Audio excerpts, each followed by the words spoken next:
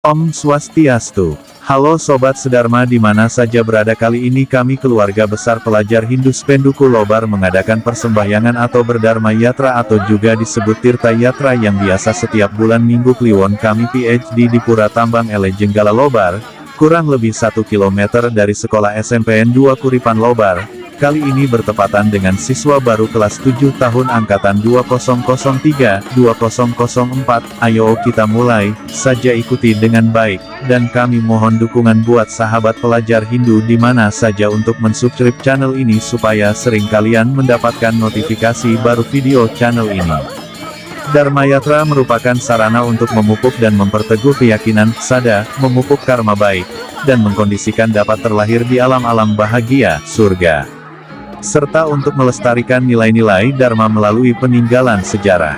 Sedangkan, Tirta Yatra sebagai yajna utama, banyak bentuk yajna fam telah dilaksanakan oleh umat Hindu dengan tanpa disadari karena dilaksanakan dengan niskarma karma, dilakukan tanpa pamrih, dilakukan tanpa mengikatkan diri akan hasil karma yang demikian disebut dengan karma perbuatan sebagai persembahan kepada Tuhan, yang biasa disebut dengan yajna korban suci, seperti Dewa Yajna, Resi Yajna, Pitra Yajna, Manusa Yajna dan Buta Yajna. Dalam dasawarsa terakhir ini makin banyak umat Hindu Indonesia melaksanakannya di bulan Oktober setiap tahunnya bertepatan dengan perayaan Diwali, perayaan kembalinya Sri Rama ke Ayodhya, yang maknanya merayakan kemenangan Dharma melawan Adharma.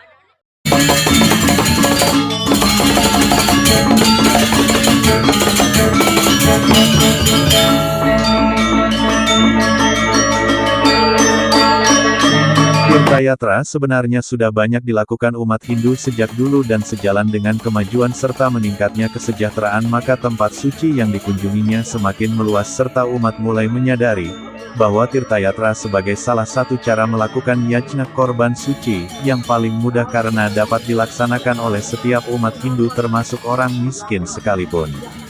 Dalam petuah Bagawan Waisampayana kepada Maharaja Janamejaya yang disarikan oleh Bagawan Wararuci memang jelas disebutkan melakukan Tirta Yatra dianggap lebih utama daripada melakukan yajna sebagaimana dimuat dalam Sarasa Muscaya, Himpuna Intisari Karya Bagawan Biasa, pada sloka 279 disebutkan, Sada dari Drairapi Hai Cakyam Praptum Nardipa Tirta Bigamanam Punyam Yajnerapi Wicishyate. Dalam bahasa Kawi, jauh kuna diterjemahkan sebagai berikut, Apan mangke kotamning Tirta Yatra, Atianta Pawitra, Iwih sangkeng kapawananing yajna, menang ulah kena ring daridra.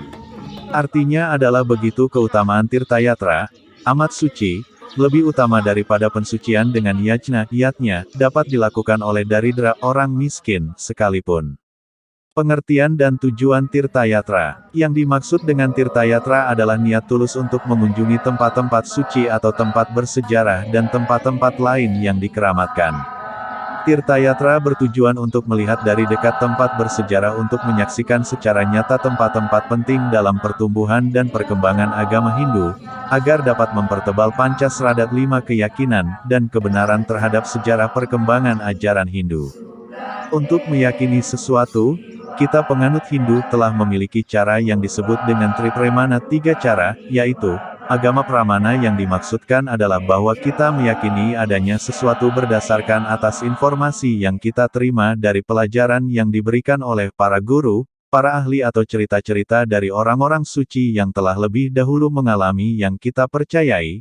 Anumana Pramana yaitu kita meyakini sesuatu atas dasar hasil analisa akan suatu fenomena baik alam, flora, fauna del Pratyaksa Pramana di mana kita meyakini sesuatu atas dasar penglihatan langsung atau pengalaman pribadi yang tiap-tiap orang tidaklah sama pengalaman spiritualnya.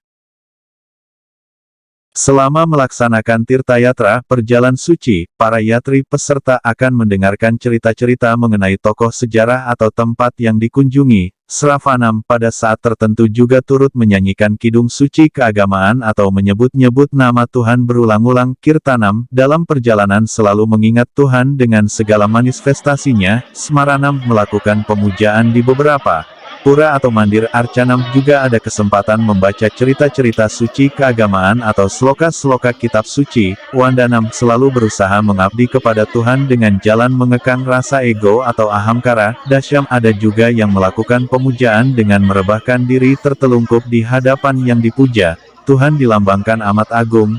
Cara ini dikenal dengan istilah memuja kaki Padma Tuhan. Pada Sepanam oleh karena kegiatan itulah melakukan tirtayatra dianggap sungguh-sungguh utama, termasuk sebagai tempat suci menurut Hindu. Dalam kitab Sarasamujaya secara umum disebut tempat suci adalah pura temple, kuil, candi. Tempat-tempat lain seperti campuhan, pertemuan air laut dengan sungai atau pertemuan dua sungai atau lebih, mata air, gunung, sungai dan danau yang di tiap-tiap pulau pasti ada petirtaan, tempat pensucian atau petilasan. Menurut kitab-kitab Purana, tempat pensucian yang dijadikan tempat pelaksanaan Kumbha Mela upacara penyucian diri dengan cara mandi, yaitu Allahabad, Prayak, Haridwar, Awanti dan Nasik. Di empat-empat tempat tersebut diyakini sebagai tempat tercecernya Tita Amerta, air kehidupan, saat para dewa merebutnya dari tangan-tangan para Danawa.